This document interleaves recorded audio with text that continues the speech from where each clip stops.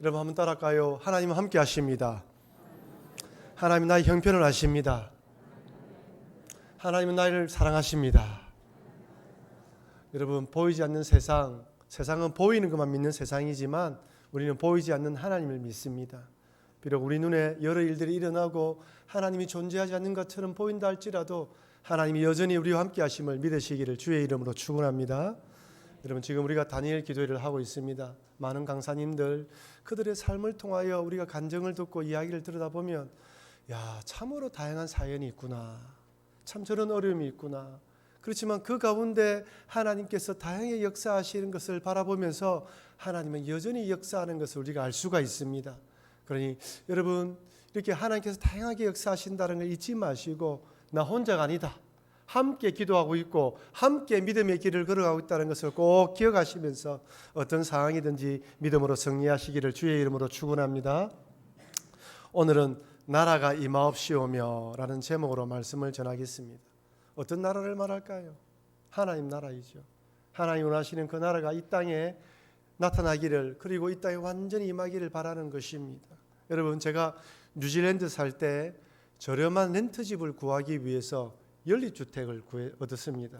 이 독채로 된 것일수록 평수가 넘을수록 렌트집이 비싸지만 사람들이 많이 모여 살면 렌트비가 쌉니다.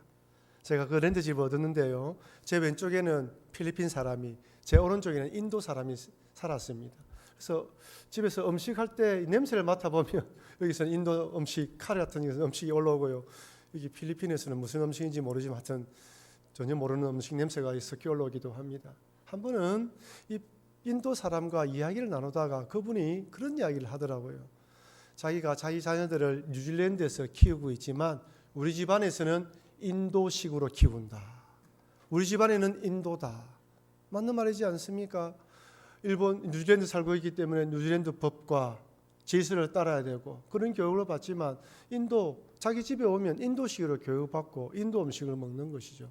이것은 우리도 동일합니다. 저희 아이들이 뉴질랜드 학교에서 영어로 배우고 그들처럼 교육을 받지만 우리 집에 와서는 한국식으로 한국말을 배우는 것이죠. 그래서 때로는 아이들이 헷갈리기도 합니다. 이 서양식 교육받는 것과 우리 동양식 교육받는 것에 차이가 있으니까 헷갈릴 때도 있습니다. 하지만 너는 한국 사람이다. 한국식으로 교육을 하고 하는 것이죠. 하지만 같은 한국 사람으로 한국 집에 살고 있지만 각기 자기 방에 들어가면 하는 일은 다릅니다. 각기 인터넷, 스마트폰으로 유튜브를 보든지 인터넷 게임을 합니다. 부모들은 성경을 읽기도 하고 또 한국 방송을 보는 것이죠. 각기 자기 공간에 있으면서도 각기 생활이 다를 수가 있습니다. 여러분 사람들은 각기 자기만의 공간을 가지기를 원합니다. 제가 어릴 때만 하더라도 한 방에 형제들 3명이 있어 때로는 더 가난하면 온 가족이 살기로 했지 않습니까? 그때 내 방을 가지는 거, 내 책상을 가지는 게 꿈이었습니다. 그렇다면 여러분 내 방에 내 공간을 가지고 살면서 사람들은 어떻게 살아갈까요? 제가 여러분들에게 질문 하나 드리겠습니다. 여러분들은 여러분들의 공간에 하나님께서 함께 하십니까? 얼마나 많은 시간을 하나님과 함께 공유하십니까? 아니 아무도 보지 않는 그 시간 은밀한 공간에도 하나님께서 거하고 계십니까?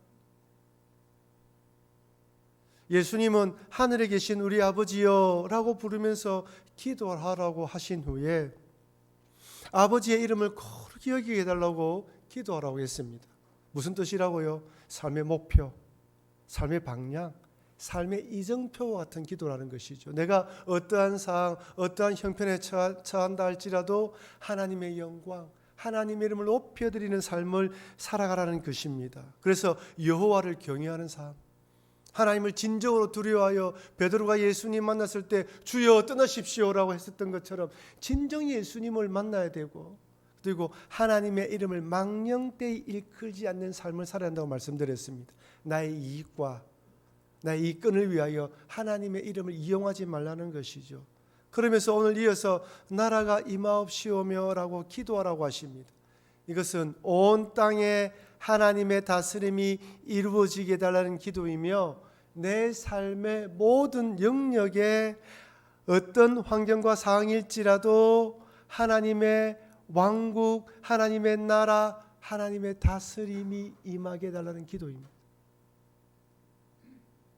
여러분, 하나님께서 이렇게 기도하라고 하신 이유가 무엇일까요? 죄를 지은 인생은 하나님 나라를 소망하기보다 자기 나라를 건설하기 원하기 때문입니다. 아담과 하와가 죄를 짓고 난 이후 에덴 동산에 쫓겨나죠. 그리고 태어난 아이가 첫째가 가인이고 둘째가 아벨입니다. 가인은 농사를 지었고 아벨은 목축을 했죠.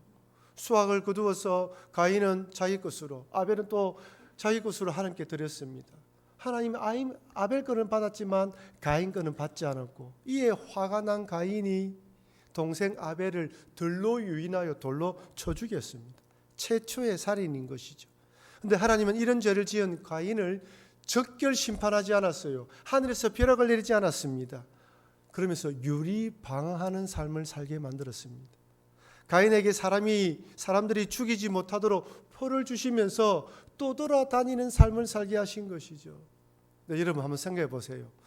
과연 떠돌아다니는 삶이 벌일까요? 저주입니까? 요즘 여행 유튜브들을 한번 보십시오. 자기들 가고 싶은 곳에 가서 먹고 싶은 것을 먹으면서 돈을 벌니다. 우리들이 가지 못한 곳에 곳곳에 가서 이곳은 이렇습니다, 저곳은 저렇습니다, 이것의 맛은 어떻습니다 먹으면서 우리가 보아주는 것으로 돈벌이를 하고 있어요. 우리 주변에도 이런 삶을 사는 사람을 보고 부러워하는 사람도 많습니다. 얽매이지 않고 자연스럽게 돌아다니면서 살고 싶은 것이죠. 남자들이 나이가 들면서 주로 즐겨보는 프로그램이 있다며요. 나는 자연인이다. 오랜 사회생활과 인간관계로 스트레스를 많이 받는 것이죠. 자식들 먹이 살린다고 참으면서 사회생활을 합니다. 때로는 훌훌 털어버리고 모든 것을 잊어버리고 저 산속에 들어가서 혼자 살고 싶을 때도 있습니다. 그렇다면 이렇게 과인처럼 유리방어하는 것이 과연 벌입니까? 아마 어떤 사람들은 정말 그렇게 살고 싶습니다라고 말하는 사람도 있을 것입니다. 하지만 이것은 그 당시에 가인에게 벌이며 하나님의 은혜입니다. 여러분, 가인의 직업이 무엇이라고요? 농사꾼이에요. 농사꾼은 매이는 사람입니다. 씨를 뿌리고 추수할 때까지 꼼짝도 하지 못하고 농작물을 돌봐야 됩니다. 여러분, 한여름에 해가 쨍쨍 내리쬐면 여러분 곡식도 잘 자라지만 뭐도 잘 자랍니까? 잡초도 잘 자랍니다. 제초 작업해야 되죠. 벌레들 잡아줘야 되죠. 또 비가 오고 태풍이 오면 농작물이 떨어지지 않도록 또 돌봐야 됩니다. 여러분, 추수할 때까지 밤낮으로 농작물을 가꾸는 것이 농사꾼의 일이며 매이는 삶입니다. 근데 여러분 어떻습니까? 동생 아벨을 죽이고 난 뒤 저주를 받아서 땅이 저주를 받습니다. 여러분, 이것은 지금도 동일합니다. 죄를 지으면 절대 풍성한 수확을 거둘 수 없습니다. 남의 눈물 흘리게 만들며 남의 피를 흘리게 만드는 사람이 절대 수확을 거둘 수 없습니다. 하나님 뜻인 것이죠. 그런데 이렇게 땅이 저주를 받고 유리방어하는 삶을 살아야 되니까 한 번도 떠도는 삶을 살아보지 않은 그에게는 이 유리방어하는 삶이 벌인 것이죠. 그런데 또 왜 은혜입니까? 가인은 죽어야 됩니다. 사람을 죽였으면 자기의 피로 그 죄의 값을 씻어야 됩니다. 하지만 하나님께서 당장 죽이지 않으면서 가인에게 또 다른 사람이 가인을 죽이지도 못하도록 하면서 떠돌아다니면서 뭘 하게 만들었을까요? 나는 내 동생을 죽인 사람입니다. 그런데 하나님이 나를 용서해 주셔서 그 은혜로 살아가는 존재입니다라고 하나님의 은혜를 전하는 삶을 살라는 것입니다. 여러분, 이것은 우리도 동일합니다. 우리가 예수님 믿어 구원받았습니다. 예수님 믿어 구원받았다면 당장 천국으로 모셔갈 수 있지만 이 땅에 주신 이유가 무엇입니까? 여러분의 가정과 여러분의 직장과 여러분이 만나는 모든 사람들 가운데에 나는 죄인입니다, 죄를 지은 사람인데 예수님 보혈로 구원받은 사람이라는 걸 전하기 위해서 우리를 이 땅에 남겨둔 것이죠. 그렇다면 가인이 그런 삶을 살아야 됩니다. 하지만 가인은 어떤 삶을 삽니까? 창세기 4장 17절 말씀을 같이 읽어보겠습니다. 아내와 동침하며 그가 임신하여 에녹을 낳은지라 가인이 성을 샀고 그의 아들의 이름으로 성을 이름하여 에녹이라 하니라. 뭘 쌓았다고요? 무슨 말입니까? 유리방어하는 삶을 살겠다 안 살겠다? 정착하는 삶을 살겠다는 거예요. 하나님이 반드시 다른 사람이 너를 죽이지 못하도록 표를 주었음에도 불구하고 스스로 성을 높이 쌓아서 다른 사람들의 공격으로부터 자기를 보호하는 것입니다. 왜 그렇습니까? 자기가 사람을 죽인 경험이 있으니까 다른 사람도 자기를 죽일 것이라 생각한 것이죠. 그리고 성을 쌓으면서 하나님의 말씀을 전하는 삶이 아니라 자기 왕국, 자기 나라, 자기만의 세상을 만들며 살아가려고 결정한 것입니다. 하나님께서 지켜주신다는 약속의 말씀도 믿지 못하고 은혜를 전하는 사명도 감당하지 않겠다는 것이죠. 하나님 없는 자기만의 세상을 꿈꾸었습니다. 여러분 어떻습니까? 가인이 에녹성을 지은 이후부터 지금까지 인간들은 자기들만의 성을 쌓고 있습니다. 노아 홍수 이후에도 바벨탑을 쌓았습니다. 자기 제국을 만든 인간들이 하나님 없이도 우리들끼리 잘 사는 세상을 소망하며 높은 탑을 쌓았던 것이죠. 이처럼 가인 이후 죄를 지은 인생들은 지금도 여전히 하나님이 없는 유토피아를 꿈꾸면서 자기들만의 성을 쌓습니다. 여러분 19세기 초만 생각해 보십시오. 근세기 역사를 보십시오. 이 세계는 자본주의와 공산주의로 나눠졌습니다. 자본주의자들은 자본주의가들의 성을 쌓았고 공산주의자들은 또 공산주의의 성을 쌓아 올렸습니다. 공산주의자들이 내거는 기치가 무엇입니까?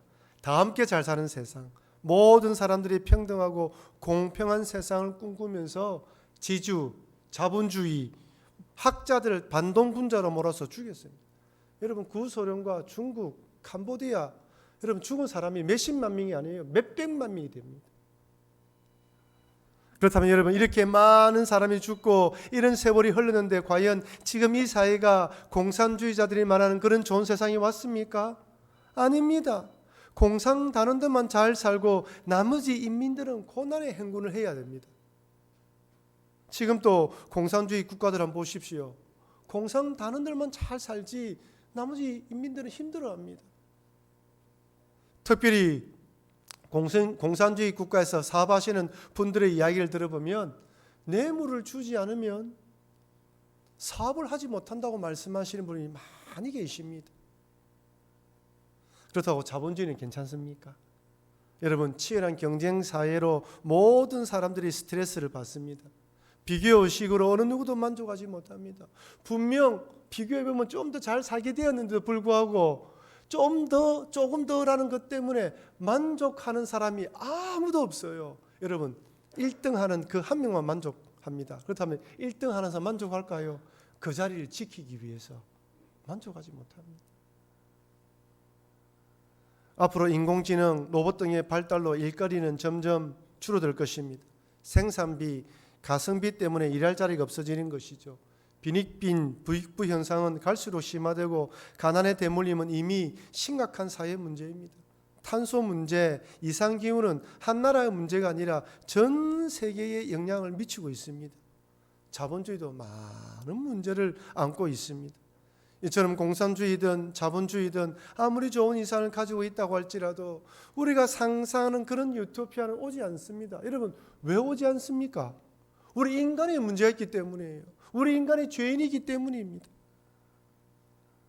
우리 인간 자체가 죄인이고 악의 문제를 해결할 수 없기 때문이죠. 노아 홍수 때 사람들의 죄악된 모습을 성경은 이렇게 고발합니다. 창세기 6장 5절 6절 말씀 같이 읽어보겠습니다.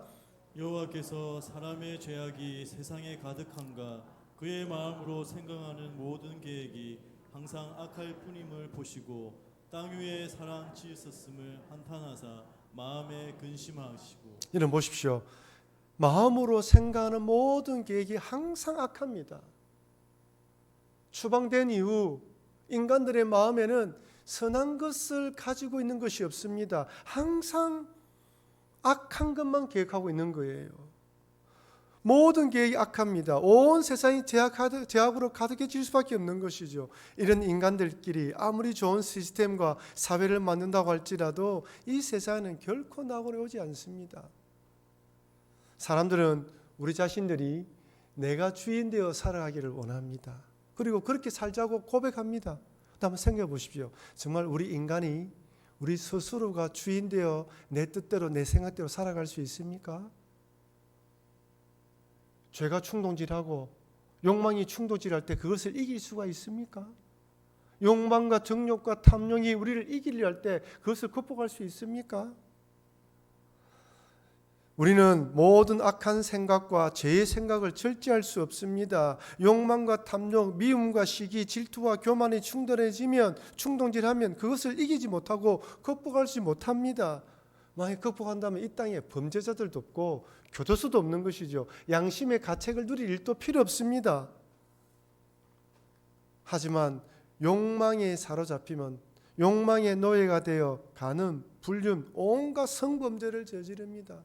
여러분, 전자발찌를 차고도 자기가 감시받고 있다는 걸 알면서도 또 범죄를 저지르지 않습니까? 한번 충동질하면 이겨나갈 수 없습니다. 탐욕과 욕심이 충동질하면 남의 집을 담을 뛰어넘고 사람을 죽이면서 빼앗습니다. 시기와 미움에 사로잡히는 순간 돌이킬 수 없는 일을 저지르기도 합니다. 아무리 법을 강화시킨다 할지라도 내 속에 죄를 조절하거나 통제하지 못합니다. 여러분, 죄는 절대로 법을 무서워하지 않습니다. 여러분, 단적인 예 우리 자신 한번 보십시오. 사회생활 하거나 그다음에 친구들 가운데에 또한 여러 일들 가운데에 미워하는 사람 한번 생겨보십시오. 일어나서 출근할 때 그 사람 만나러 갈 때 내가 이번에는 사랑해야지, 절대 미워하지 말아야지, 이렇게 마음을 먹어도 막상 그 사람을 보게 되면 미움의 감동이 충동질해요. 우리 이길 때 얼마나 많습니까? 여러분, 죄는 절대로 법을 무서워하지 않습니다. 그래서 예레미야에서는 우리 마음이 어떻는지 이렇게 말씀합니다. 예레미야 17장 9절 10절 말씀 같이 읽겠습니다. 만물보다 거짓되고 심히 부패한 것은 마음이라 누가 능히 이를 알리오마는 나 여호와는 심장을 살피며 폐부를 시험하고 각각 그의 행위와 그의 행실대로 보응하나니. 부패한 것이 무엇이라고요? 마음입니다. 여러분, 죄송하지만 여러분들 마음은 부패했습니다. 여러분 스스로 보면 때로는 징그럽지 않습니까? 내가 이런 생각을 가지고 있다니. 더럽고 추악한 냄새가 올라오지 않습니까? 내 자신이 그런 존재라는 걸 깨달아야지만 예수 그리스도를 더 의지하게 돼 있어요. 내가 괜찮다라고 생각하는 만큼 교만해지는 것입니다. 하나님 우리의 속마음을 살피십니다. 아나니아와 삽비라가 무슨 마음으로 들었는지를 다 아시지 않습니까? 우리 하나님 우리의 마음을 다 아신다는 거예요. 그러니 그 어떤 인간이 하나님 심판대에서 나는 어렵다 자신 있게 말할 수 있겠습니까? 아무리 우리 인간끼리 좋은 세상을 꿈꾼다 할지라도 그저 희망에 불과할 뿐입니다. 이 땅에 사는 동안 결코 좋은 세상을 살 수 없습니다. 이 땅에 사는 동안 온갖 죄를 짓다가 결국에는 하나님의 심판대에 서게 되는 것이 우리 인생입니다. 여러분, 이것을 잊어버리면 안 됩니다. 나는 결코 선한 사람이 아니다. 나는 하나님 앞에서 어려운 사람이 될 수 없다는 것을 인정할 때 하나님 나라를 갈망하게 됩니다. 우리끼리는 안 된다. 하나님 나라가 와야 된다. 그래서 예수님이 이 땅에 육신의 몸을 입고 오신 것이고 하나님 나라 들어가는 열쇠를 가지고 오신 것입니다. 그래서 예수님은 이렇게 외칩니다. 마태복음 4장 17절입니다. 이때부터 예수께서 비로소 전파에 이르시되 회개하라, 천국이 가까이 왔느니라. 하나님의 나라가 가까이 오고 있고 가까이 지금 오고 있다는 것입니다. 예수님으로 오고 있다는 것이죠. 왜 회개하라는 것입니까? 만물 모든 것 중에 부패한 것이 마음이기 때문에 그것을 깨달은 자들은 회개하라는 것입니다. 그럴 때 하나님 나라에 들어가고 하나님 나라를 받아들이는 것입니다. 요한복음 3장에 보면 종교 지도자인 니고데모가 예수님을 찾아옵니다. 그가 보기에 분명히 예수님은 뭔가 다른 사람인데 목수의 아들이기 때문에 도저히 받아들일 수가 없었던 것이죠. 신분을 확인하고 싶은데 낮에는 오지 못하고 밤에 예수님께 묻습니다. 예수님이 하나님 나라에 대해서 설명하자 이해를 하지 못해요. 그러면 우리가 다시 엄마 뱃속에 들어가야 된단 말입니까? 그래서 예수님이 이렇게 말씀합니다. 요한복음 3장 5절 같이 읽어보겠습니다. 예수께서 대답하시되 진실로 진실로 내게 이르노니 사람이 물과 성령으로 나지 아니하며 하나님의 나라에 들어갈 수 없느니라. 물과 성령으로 나지 아니하면 하나님의 뜻 가운데 거듭나지 아니하면, 하나님의 선택된 백성이 아니면, 하나님으로부터 나지 않으면 되지 않는다는 것입니다. 여러분, 세상 사람들은 절대 우리 하나님 믿는 것을 이해하지 못합니다. 여러분, 우리 하나님 믿는 것을 말로 설명할 수 없습니다. 하나님께서 지혜를 주시지 않으면 절대로 그들은 깨달을 수가 없어요. 아무리 똑똑한 종교 지도자라도 깨달지 못하는 것입니다. 성령으로 거듭나서 예수님을 구주로 믿는 자들은 하나님 나라에 들어갈 수 있습니다. 비록 이 땅에 살고 있지만 하나님 나라에 들어간 하나님 백성으로 살아가게 되는 것이죠. 그렇다면 여러분들은 예수님을 구주로 믿어 하나님 나라의 백성이 되었습니까? 아멘이죠. 우리는 하나님 나라의 백성이 된 사람입니다. 나라가 임하옵시오며라고 기도하라는 이유는 하나님 백성 된 자들에게 주어진 기도입니다. 그렇다면 그 나라가 어떤 나라를 말하는 것입니까? 아니, 무슨 의미가 있을까요? 여긴 두 가지 의미가 있습니다. 첫 번째 한번 따라할까요? 내 삶의 모든 영역에 하나님의 다스림이 있게 하여 주시옵소서. 하나님 백성이 되었으니 온전하게 하나님의 다스림을 받게 해달라는 기도입니다. 제가 처음에 말씀했다시피 내 마음의 공간에 나만의 비밀 창고가 있을 것이고 남에게 보이지 못하는 은밀한 공간이 있는 그 공간까지도 하나님이 다스리게 해달라는 것입니다. 뿐만 아니라 또한 내가 욕심을 가지고 있는 부분, 모든 부분도 지갑, 통장, 관계, 모든 부분도 하나님께 맡기고 하나님의 다스림을 받게 해달라는 것이죠. 그래서 로마서 14장 7절 8절에서는 이렇게 말씀합니다. 같이 읽어보겠습니다. 우리 중에 누구든지 자기를 위하여 사는 자가 없고 자기를 위하여 죽는 자도 없도다. 우리가 살아도 주를 위하여 살고 죽어도 주를 위하여 죽나니 그러므로 사나 죽으나 우리가 주의 것이로다. 한번 따라할까요? 사나 죽으나 우리가 주의 것입니다. 아멘이죠. 모든 삶의 영역에 사나 죽으나 주의 것입니다라는 고백으로 주님을 받아들여서 그렇게 살아가는 것이죠. 여러분, 우리가 하나님 백성으로 이 땅에 살아갑니다. 성령의 인도하심을 받아 하나님 백성으로 살아가는 것이죠. 하지만 어떻습니까? 얼마나 사탄마귀의 유혹이 심하고 세상에 이런 일들 저런 일을 경험하면서 마음이 시험될 때가 많습니까? 매일 하나님의 나라를 바라보며 그 나라가 내 삶의 모든 영역에 이루어지기를 소망하지만 때로 넘어질 때도 많습니다. 그래서 나라가 임하옵시며라고 기도하라는 것은 주여 성령의 은혜가 아니면 하루도 살아갈 수 없습니다. 주여 나를 붙들어 주십시오라고 기도하라는 것입니다. 어젯밤에 정선이 개그우먼 되시는 그분이 간증을 하셨습니다.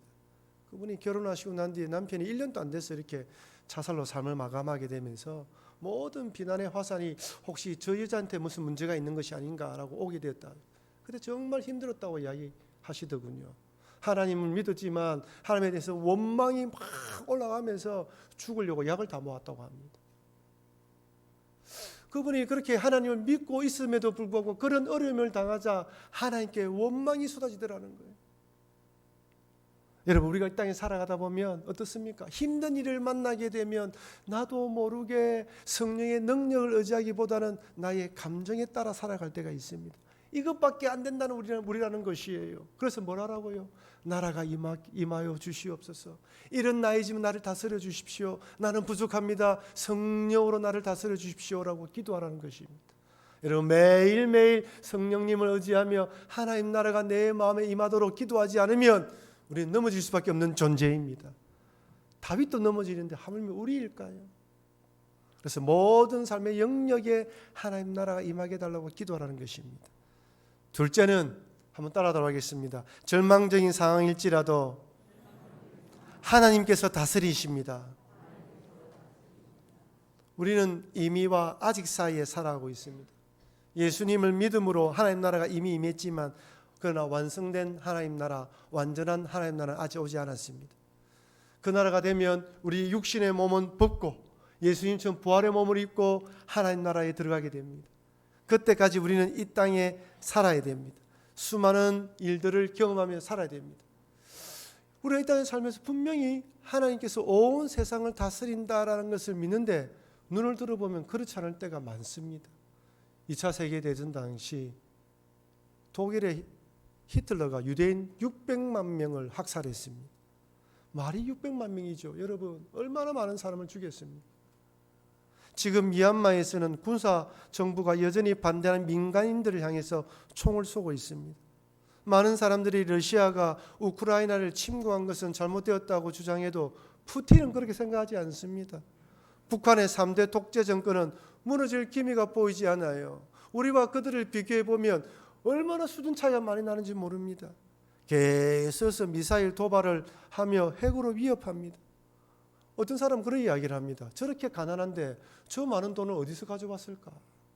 차라리 그 돈으로 좀 백성들을 먹이 살리지. 우리가 보면 사단마귀가 더 판을 치는 것 같고, 우리가 눈을 둘러보면 악한 사람들이 더 흥하는 것 같습니다. 그리고 또한 하나님의 백성들은 이 땅에 사는 동안 여전히 삶의 질고를 지고 가야 됩니다. 육신의 질병, 사건, 사고 때문에 고통에 빠질 때가 많습니다. 여러분, 나이가 들면 이곳저곳 아프기가 시작하죠. 우리 어르신들에게 안부 전화를 물으면, 목사님, 나이가 드니까 안 아픈 데가 어디 있습니까? 그러니 생각합니다. 우리 다니엘 기도하며 사랑의 헌금을 할 때 보면 목사라고 선교사라고 비껴갑니까? 아닙니다. 암이 찾아오고 질병이 찾아오고 사건 사고가 찾아옵니다. 그러면 정말 하나님께서 나와 함께 하시는가? 하나님 나라는 이 땅에 왔는가? 절망적인 생각이 들 때가 한두 번이 아닙니다. 그런데 여러분, 우리가 알고 있는 믿음의 조상들도 한번 보십시오. 야곱을 한번 보십시오. 야곱이 아버지와 형을 속이고 외삼촌 라반의 집으로 도망갔다가 다시 가나안 땅으로 돌아옵니다. 야복강에서 하나님 만났습니다. 그럼 모든 일이 잘 풀려야 되는데 어떻습니까? 세겜에서 자기의 외동 딸이 강간을 당하는 사건이 발생합니다. 헤브론으로 돌아올 때 가장 사랑하는 아내 라헬이 출산하다가 죽는 사건이 발생합니다. 라헬의 아들 중에서 가장 사랑하는 요셉, 채색 옷을 입히며 사랑했는데 그 아들들이 미워해서 노예로 팔아버리고 죽었다고 이야기하면서 평생 죽은 아들로 생각하며 살았습니다. 여러분, 과연 여러분이 야곱이라면 하나님 믿겠습니까? 아마 저를 찾아와서 멱살을 잡고, 목사님, 하나님 계시면 어떻게 이럴 수가 있습니까? 라고 항의할 것입니다. 여러분, 다윗은 어떻습니까? 어린 나이에 기름 부음을 받고 10년 15년 동안이나 사울 왕에 도망다닙니다. 마지막 노년의 때는 자신의 아들이 자기의 목에 칼을 겨루고 자기의 아들이 죽는 것을 경험합니다. 믿음의 사람이었던 야곱도, 다윗도, 여러분이 알고 있는 모든 사람들도 우리가 생각에 말로 할 수 없는 어려움을 당하고 힘든 일을 경험했지만, 그럼에도 그들은 하나님을 믿고 의지하고 하나님을 바라보았습니다. 하나님 나라가 임하옵시오며 라고 기도하는 것은 비록 절망적인 상황, 하나님이 계시지 않는 같은 상황을 만난다 할지라도 그럼에도 하나님이 다스리고 있음을 믿겠습니다 라는 결단의 기도입니다. 여러분들 가운데 아마 그런 어려움을 당하신 분이 계실 것입니다. 주기도문을 외우실 때마다 그럼에도 하나님은 나와 함께 하신다, 하나님 나와 도와주신다, 나를 도와주신다라고 믿으시기를 바랍니다. 여러분, 하나님께서 하나님 백성들에게 이런 상황들을 허락하신 것은 힘이 없어서 그런 것이 아닙니다.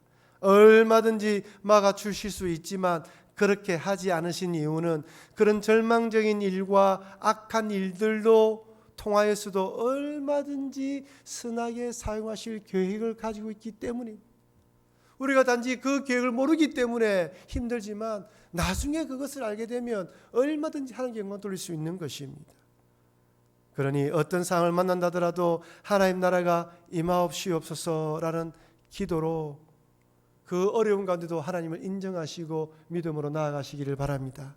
사랑하는 성도 여러분, 죄를 지은 인생은 하나님 나라, 하나님의 다스림을 받기보다 자기 나라, 자기 왕국을 세우기 원합니다. 하나님 없는 살기 좋은 나라를 꿈꾸는 것이죠. 하지만 어떻습니까? 죄로 오염된 인간들은 절대로 좋은 나라를 만들 수 없고 하나님 심판을 피할 수 없습니다.